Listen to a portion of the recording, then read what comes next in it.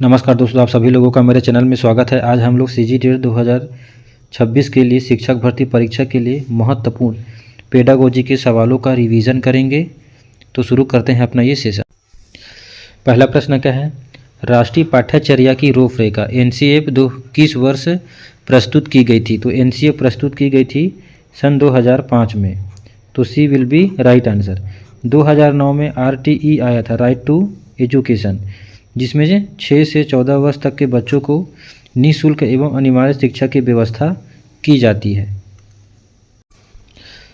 मतलब क्या, जो RTE अधिनियम है वो 2009 का है, लेकिन लागू कब हुआ था? 1 अप्रैल 2010 को।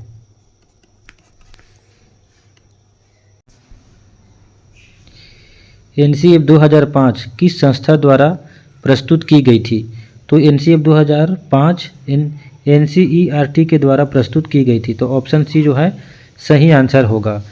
NCF 2005 रटने पर बल नहीं देता है, रटने के बजाय करके सीखने पर बल देता है, करके सीखने पर बल देता है, और पढ़ाई को रटंत पद्धति से मुक्त करने की बात करता है। NCF 2005 का मुख्य जोर किस पर है? तो NCF 2005 का मुख्य जोर है रचनात्मक एवं समझ आधारित सीखना पर। यह रटन प्रणाली का विरोध करता है, परीक्षा केंद्रित शिक्षा का भी विरोध करता है। ठीक है, तो सी जो है सही आंसर होगा। NCF 2005 के अनुसार बच्चों को किस भाषा में शिक्षा देने पर बल देता है? तो NCF 2005 बच्चों को उसकी मातृभाषा पर सीखने पर बल देता है, इसलिए सी जो है सही आंसर है। बच्चों को हमें उसके मदर टंग पे पढ़ाई करानी है, शिक्षा देनी है। संरचनावाद संप्रदाय के प्रमुख प्रवर्तक कौन थे? तो संरचनावाद संप्रदाय के प्रवर्तक थे विलियम वुंट। इसके अलावा इसका जो शिष्य है टीचनर, उनका भी योगदान है। तो विलियम वुंट जो है संरचनावाद संप्रदाय के प्रवर्तक है। जॉन डेवी प्रगतिशील शिक्षा के समर्थक रहे हैं। और वाटसन एक क्या है? व्यवहारवाद है, व्यवहारवादी, और ये व्यवहारवाद के प्रवर्तक भी बोल सकते हैं वाटसन को। विश्व की प्रथम मनोवैज्ञानिक प्रयोगशाला की स्थापना कहाँ हुई थी?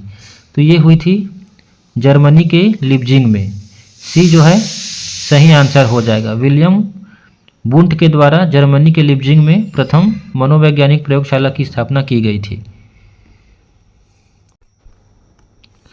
संरचनावाद में अध्ययन की प्रमुख विधि क्या थी? तो संरचनावाद में अध्ययन की प्रमुख विधि थी अंतर्दर्शन विधि, इसलिए सी विल बी राइट आंसर, अंतर्दर्शन विधि।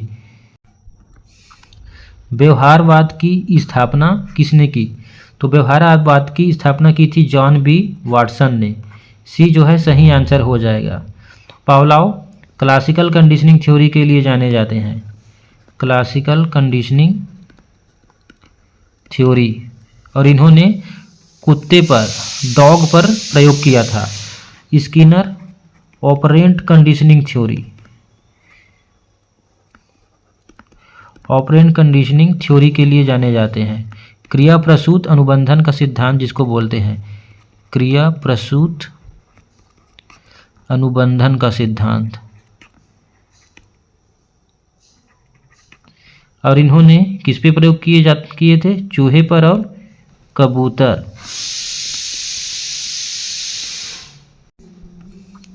संरचनावाद को किस अन्य नाम से भी जाना जाता है? तो संरचनावाद को आत्मनिरीक्षणवाद के नाम से भी जाना जाता है। प्रवर्तक कौन है? तो विलियम वुंट, याद रखिएगा।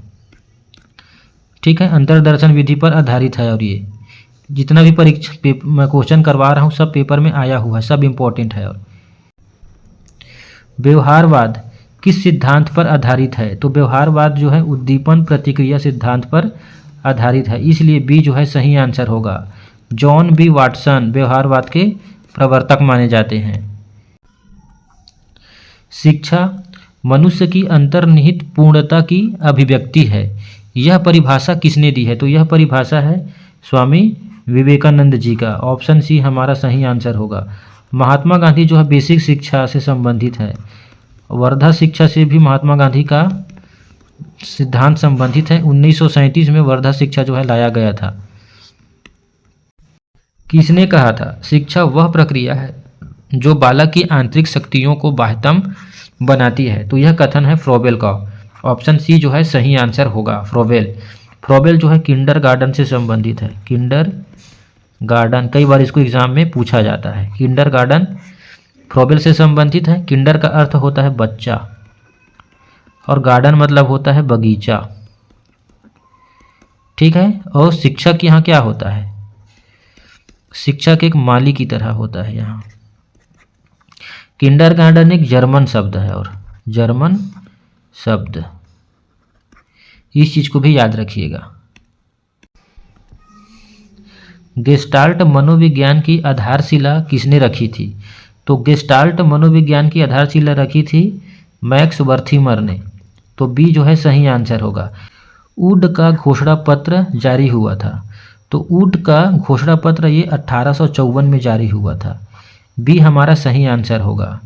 वुड डिस्पैच, वुड डिस्पैच बोलते हैं, ये 1854 में आया और इसे भारतीय शिक्षा का मैग्ना कार्टा कहा जाता है। एग्जाम में कई बार पूछा गया है, भारतीय शिक्षा का मैग्ना कार्टा।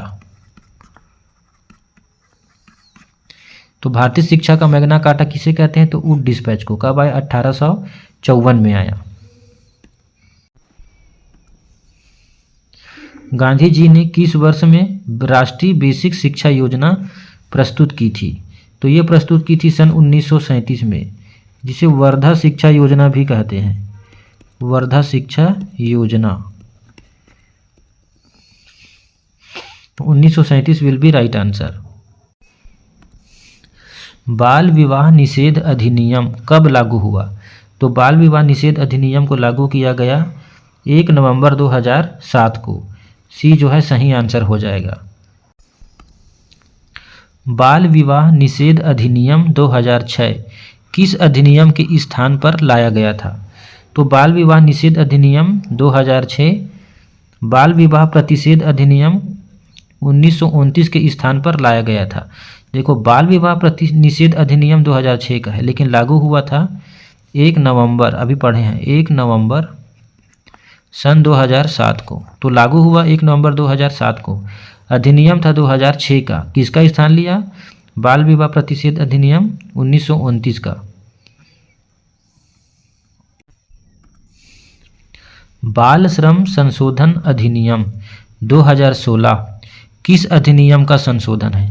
तो बाल श्रम अधिनियम था 1986 में, इसी को संशोधन किया गया था 2016 में। तो 1986 हमारा राइट आंसर हो जाएगा, ठीक है। पॉक्सो अधिनियम किस वर्ष लागू हुआ? तो पॉक्सो एक्ट 2012 में लागू हुआ था, इसलिए सी जो है सही आंसर हो जाएगा। पॉक्सो का पूर्ण रूप क्या है? तो पॉक्सो का पूर्ण रूप होता है protection of children from sexual offences. Protection of children from sexual offences 2017 में इसको 2012 में इसको लागू किया गया था, पॉक्सो एक्ट को। प्रश्नोत्तर विधि का संबंध किस विचारक से है? तो प्रश्नोत्तर विधि का संबंध है सुकरात से, इसलिए सी हमारा सही आंसर हो जाएगा। संवाद विधि डायलॉग मेथड किस विचारक से संबंधित है? तो संवाद विधि संबंधित है प्लेटो से, इसलिए बी जो है सही आंसर हो जाएगा। सुकरात का संबंध है प्रश्नोत्तर विधि से। आगमन निगमन विधि के प्रवर्तक कौन माने जाते हैं? तो आगमन निगमन विधि के प्रवर्तक कौन है? तो ये है अरस्तु। बी जो है सही आंसर हो जाएगा। आगमन जो है विशिष्ट से सामान्य की ओर जाता है, विशिष्ट से सामान्य की ओर चलते हैं आगमन विधि में। मतलब पहले उदाहरण दिया जाता है और फिर नियम बताया जाता है। निगमन जो विधि है वो सामान्य से विशिष्ट की ओर चलता है, मतलब पहले नियम और फिर उदाहरण। और इसके प्रवर्तक कौन है? अरस्तु। फ्रोबेल किंडरगार्टन से संबंधित है।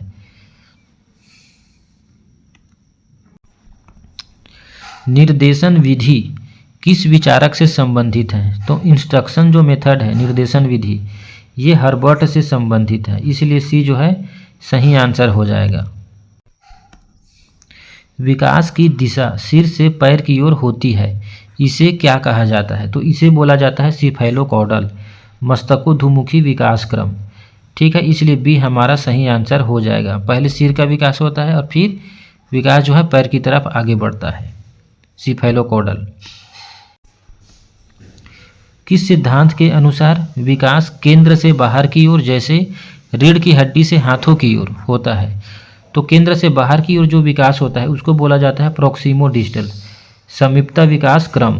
तो प्रोक्सिमो डिस्टल मतलब सी जो है सही आंसर हो जाएगा, और ये सब एग्जाम में आया हुआ है। विकास रेखीय न होकर वर्तुलाकार होता है, इसका अर्थ क्या है? तो इसका अर्थ है कि विकास कभी पीछे मुड़कर अपने को स्थायी बनाता है और फिर आगे बढ़ता है, मतलब ऐसे विकास ऐसे स्पाइरल हिसाब से होता है, वर्तुलाकार।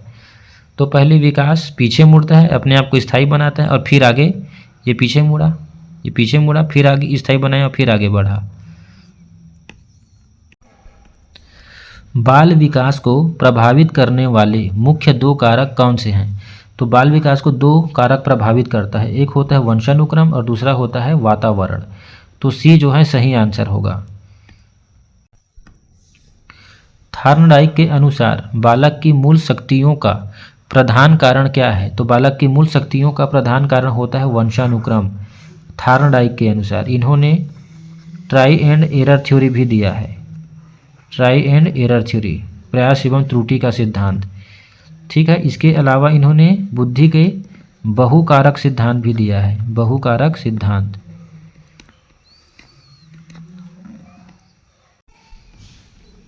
निम्नलिखित में से कौन सा कारक बाल विकास को प्रभावित करता है? तो बाल विकास को प्रभावित करता है पौष्टिक भोजन, अंतःस्रावी ग्रंथियां और विद्यालय। तो उपरोक्त सभी जो है आंसर हो जाएगा, D will be right answer. विकास एक समान जाति के प्राणियों में एक समान क्रम में होता है, यह सिद्धांत यह किस सिद्धांत को दर्शाता है? तो यह क्रमबद्धता के सिद्धांत को दर्शाता है, इसलिए ऑप्शन ए हमारा सही आंसर हो जाएगा। पाठ्यक्रम होना चाहिए, तो पाठ्यक्रम छात्र केंद्रित होना चाहिए, इसलिए ए हमारा सही आंसर होगा। एनसीएफ 2005 भी चाइल्ड सेंटर्ड एजुकेशन की बात करता है। बाल केंद्रित शिक्षा का समर्थन निम्नलिखित में से किस विचारक द्वारा किया गया है? तो बाल केंद्रित शिक्षा का समर्थन जॉन डीवी के द्वारा किया गया है, इसलिए डी हमारा सही आंसर हो जाएगा। एरिक एरिक्सन मनोसामाजिक सिद्धांत के लिए जाने जाते हैं और इन्होंने जीवन को 8 भागों में बांटा है। ठीक है, बीएफ स्किनर चूहे और कबूतर में प्रयोग के लिए जाने जाते हैं। ऑपरेंट कंडीशनिंग थ्योरी इन्हीं के द्वारा दिया गया है, क्रिया प्रसूत अनुबंधन का सिद्धांत।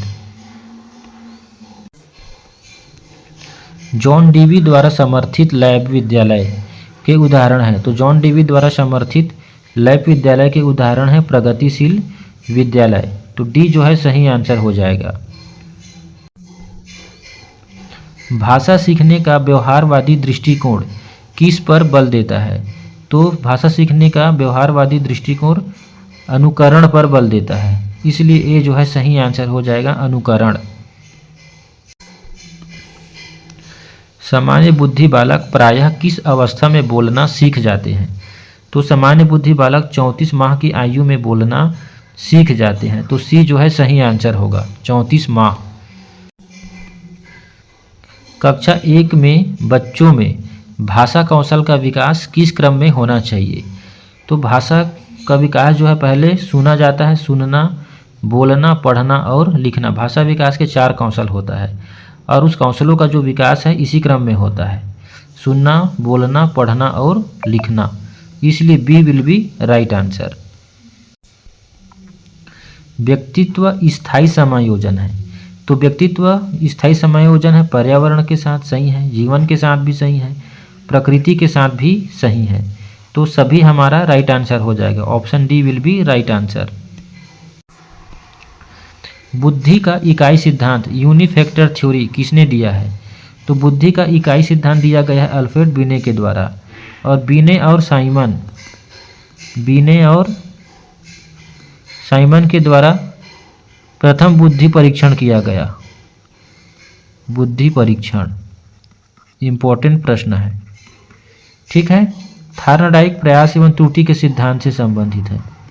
प्रयास एवं त्रुटि के सिद्धांत, इन्होंने 3 मुख्य नियम बताए हैं: तत्परता का नियम, प्रभाव का नियम और अभ्यास का नियम। इसके स्पीयरमैन बुद्धि के 2 फैक्टर थ्योरी के लिए जाने जाते हैं। 2 फैक्टर थ्योरी, एस फैक्टर और जी फैक्टर के बारे में इनके द्वारा बताया गया है। किशोरा अवस्था में पहचान का संकट की अवधारणा किसने दी है? तो ये दी है एरिक एरिक्सन ने।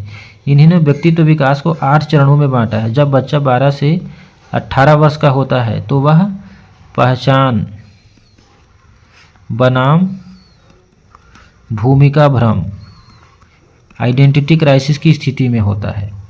पियाजे संज्ञानात्मक विकास के सिद्धांत से संबंधित है। कॉग्निटिव डेवलपमेंट थ्योरी, संज्ञानात्मक विकास का सिद्धांत। और इन्होंने संज्ञानात्मक विकास को 4 चरणों में होता है बताया है। कोहलबर्ग नैतिक विकास के सिद्धांत से संबंधित है।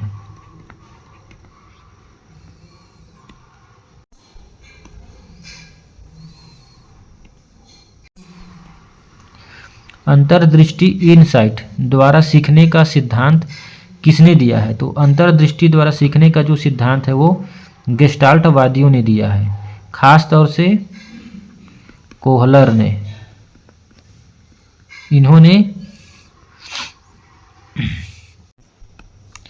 सूक्ष्म शिक्षण के भारतीय मॉडल में कुल कितना समय लगता है? तो ये लगता है 36 मिनट। बी जो है सही आंसर होगा। बुद्धि का बहुकारक सिद्धांत किसने दिया है? तो बुद्धि का बहुकारक सिद्धांत दिया गया है थार्नडाइक के द्वारा, इसलिए बी हमारा सही आंसर होगा। स्पीयरमैन 2 फैक्टर थ्योरी के लिए जाने जाते हैं। 2 फैक्टर थ्योरी। बिने बुद्धि के एक कारक सिद्धांत के लिए जाने जाते हैं और गार्डनर बहुबुद्धि सिद्धांत के लिए जाने जाते हैं। बहुबुद्धि सिद्धांत। और इन्होंने 8 प्रकार की बुद्धि के बारे में बताया है। शिक्षा का अधिकार अधिनियम भारत में कब लागू हुआ? तो लागू हुआ 1 अप्रैल 2010 को। एक्ट था 2009 का।